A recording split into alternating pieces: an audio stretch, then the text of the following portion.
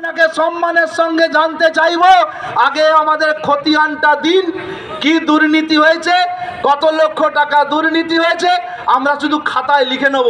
আমি বন্ধুদেরকে এক দিস্তা খাতা কিনে দিয়ে রাখলাম, উনাকে কিন্তু উত্তরটা দিয়ে যেতে হবে। এই আমার বক্তব্যের মাধ্যমে, সোশ্যাল মিডিয়ার মাধ্যমে আমি উনার কাছে পৌঁছে দিতে চাই। আর যদি উনি উত্তরটা না দেন, ক্ষুদিরামের স্ট্যাচু সামনে সাক্ষী, 280 জন দোকানদার সাক্ষী, এই হাসপাতাল মোড়েই কিন্তু আমরা হিসাবটা বুঝে নেব। আপনারা রাজি তো? বক্তব্য রেখে আর আমাদের 19 জন কাউন্সিলর একসাথে আজকে মঞ্চে হেঁটেছে। কেউ অসুস্থ, কারো পায়ে খোঁড়া, যে আমরা যাওয়ার জন্য আবেদন করিনি, আপনি নেওয়া তো দূরের কথা, আপনার সঙ্গে আপনাকে সম্মান করতাম।